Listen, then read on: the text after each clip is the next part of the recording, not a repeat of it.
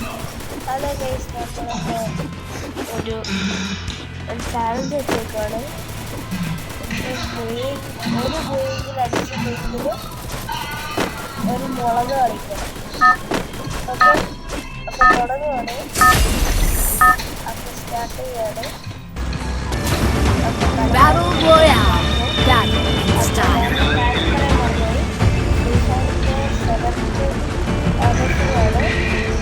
അപ്പോൾ നമ്മൾ ഇറങ്ങി അതിലൊരു സ്ഥലത്തിറങ്ങുകയാണ്.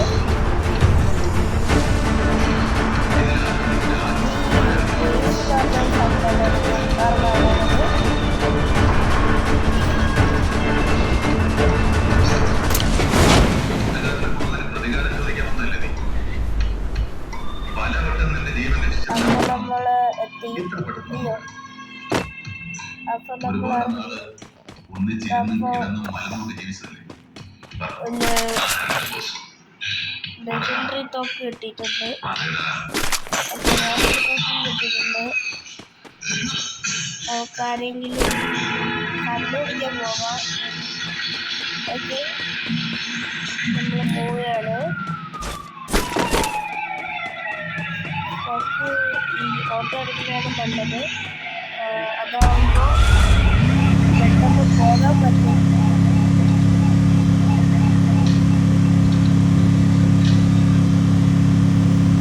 ഇപ്പം പുതിയ കാര്യങ്ങളൊക്കെ ഇതേപോലെ ഈ ഇതുണ്ടോ, ഈ ഗിഫ്റ്റ് ഉണ്ടോ, അതിലോട്ട് വെടിയോ ഇടിയോ അങ്ങനെയെല്ലാം കൊടുത്തു കഴിഞ്ഞാൽ ഇതിലൊക്കെ പൊട്ടിത്തെറിച്ചിട്ട് എന്തെങ്കിലുമൊക്കെ കിട്ടും. അത് നല്ല കാര്യമാണ്. ആ സമയത്ത് കുഴപ്പമില്ല. പിന്നെ നമ്മൾ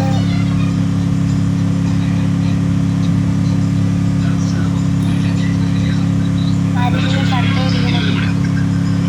എന്നാലേ നമുക്ക്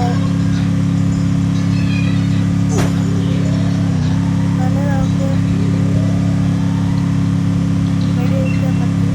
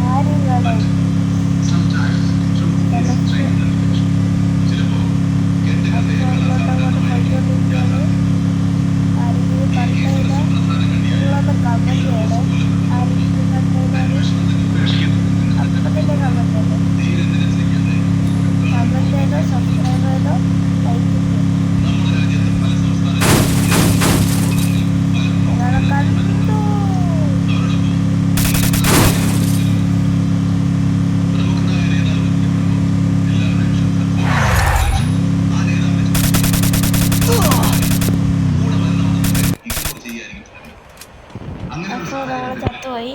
അപ്പോൾ ഞാനൊരു മുളക് കഴിക്കാൻ പോവാണ്. അയ്യോ അയ്യോ,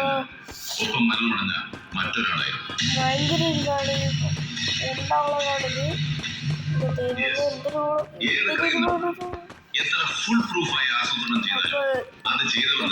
കൊടുക്കാണ്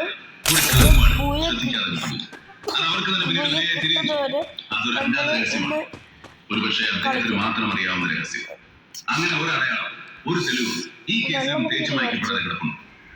അതാണ് Free Fire India is set. ഈ ഫോട്ടോഗ്രാഫ്സ്.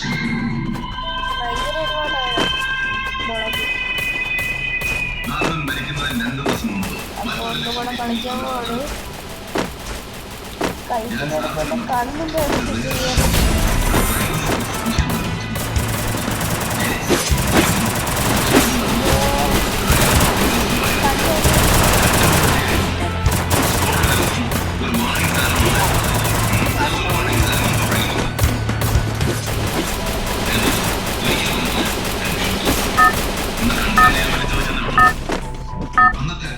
അപ്പോൾ നമ്മൾ Battle Royale. Battle style.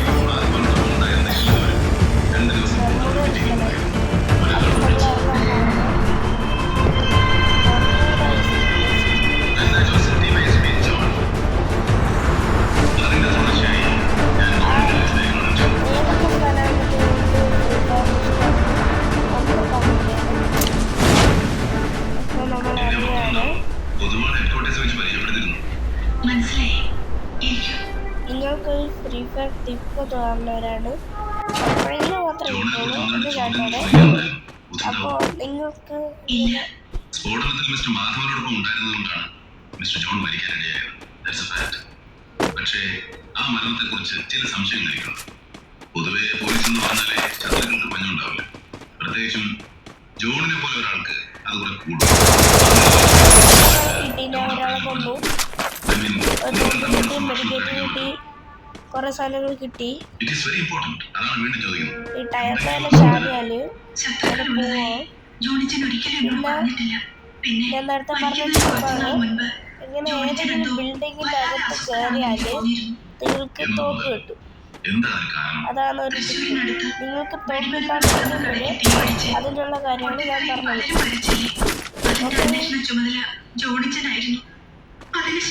അപ്പോൾ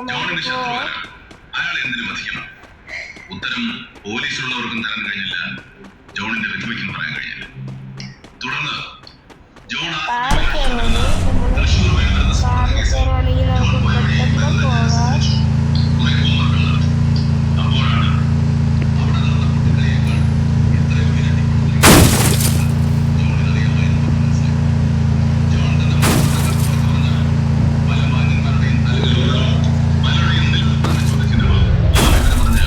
അവരിലൊരാൾ നടത്തിയ ഗൂഢാലോചനയുടെ ഫലമാണ് അന്ന് അവിടെ നടന്ന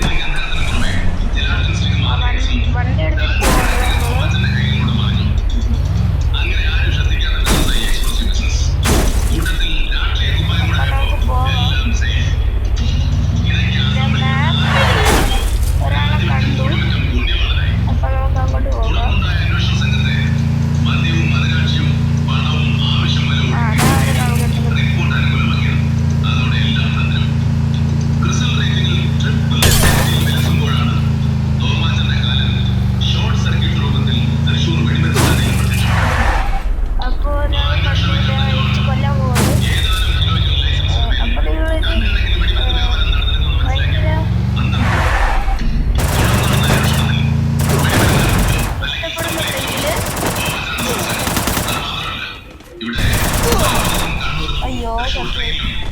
അപ്പൊ ഇനി അടുത്ത പാർട്ടിന് വരും. രണ്ടാം പാർട്ടിന് വേണ്ടി വെയിറ്റ് ചെയ്തിരുന്നോളൂ. ഓക്കെ.